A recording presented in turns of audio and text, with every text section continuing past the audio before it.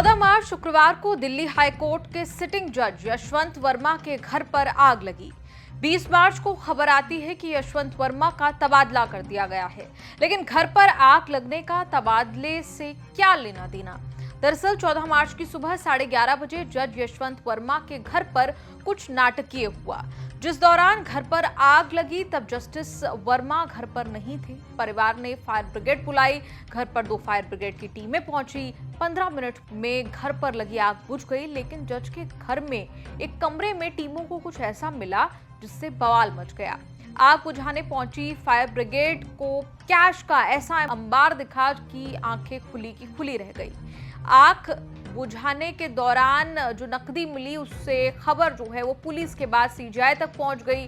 Police के उच्च अधिकारियों को जानकारी दी गई, सरकारी अथॉरिटीज को बताया गया, जिन्होंने फिर चीफ जस्टिस ऑफ इंडिया के ऑफिस को इस विषय की जानकारी दी। इंडियन एक्सप्रेस की रिपोर्ट के मुताबिक 20 मार्च गुरुवार को सीजीआई संजीव खन्ना ने कोलेजियम की मीटिंग बुलाई।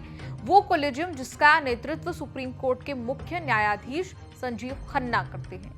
जज यशवंत वर्मा के घर बेहिसाब कैश मिलने के बाद हड़कंप मचा तो 5 सदस्यों वाले कोलेजियम ने उन्हें उनके parent Allahabad high court transfer करने का फैसला तुरंत दे दिया। इंडियन एक्सप्रेस की रिपोर्ट के मुताबिक सूत्रों ने कहा कि 5 सदस्यों वाले कोलेजियम ने यूनानिमसली ट्रांसफर का फैसला किया।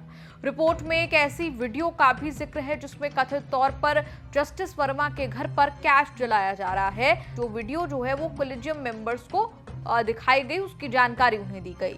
रिपोर्ट में एक सूत्र को कोट कर कहा गया कि सीजीआई ने जब पूरे मामले की जानकारी कोलेजियम में शामिल जजों को बताई तो किसी को उनके तबादले के फैसले पर कोई दो राय या संदेह नहीं हुआ। एक्सप्रेस की रिपोर्ट में यह भी कहा गया कि इस मामले पर सीजीआई संजीव खन्ना ने दिल्ली हाई कोर्ट के चीफ जस्टिस डीके उपाध्याय से भी एक फैक्ट फाइंडिंग रिपोर्ट मांगी है। एक्सप्रेस के सूत्रों के मुताबिक कोलेजियम के बाकी सदस्यों ने फैक्ट फाइंडिंग रिपोर्ट जल्द से जल्द मंगवाने की बात कही, जिससे ये फैसला हो पाए कि इन हाउस इंक्वायरी का ऑर्डर दिया जाए या नहीं। रिपोर्ट के मुताबिक कोलेजियम के कई सदस्य इस पक्ष में हैं कि एक इन हाउस इंक्वायरी की जानी चाहिए। जस्टिस वर्मा के घर कितना कैश मिला, फिलहाल इसकी कोई एस्टिमेट या फिर अंदाजा नहीं है, लेकिन जस्टिस यशवंत वर्मा आखिर हैं कौन, वो आप जान लीजिए।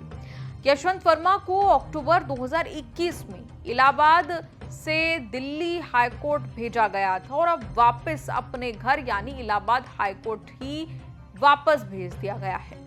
जस्टिस यशवंत वर्मा की जन्मभूमि इलाहाबाद है, लेकिन पढ़ाई करने वो दिल्ली आए।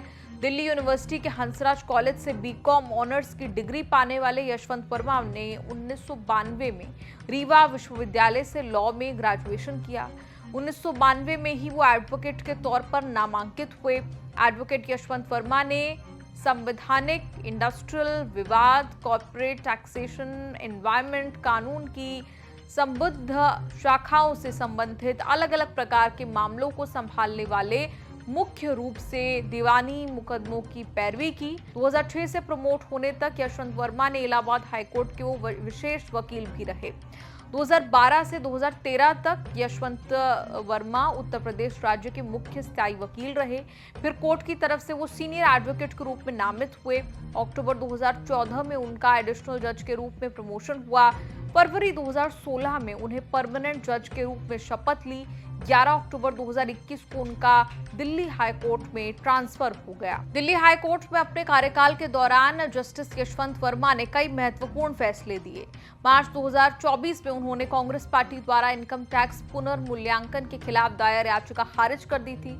इसके अलावा जनवरी 2023 में उन्होंने नेटफ्लिक्स की web series trial by fire पर रोक लगाने से इनकार कर दिया था। इस मामले में रियल एस्टेट कारोबारी सुशील अंसल ने कोर्ट में याचिका दाखिल की थी, जिस पर फैसला सुनाते हुए जस्टिस वर्मा ने कहा था, अभिव्यक्ति की स्वतंत्रता को बनाए रखना जरूरी है, भले ही सरकारें और न्यायालय कुछ चीजों को प्रकाशित करने के पक्ष में ना हो। इस रिपोर्ट पर आपका क्या कुछ कहना है, आप कमेंट्स में लिखकर अपनी राय जरूर दें और देखते रहिए न्यूज़ तक।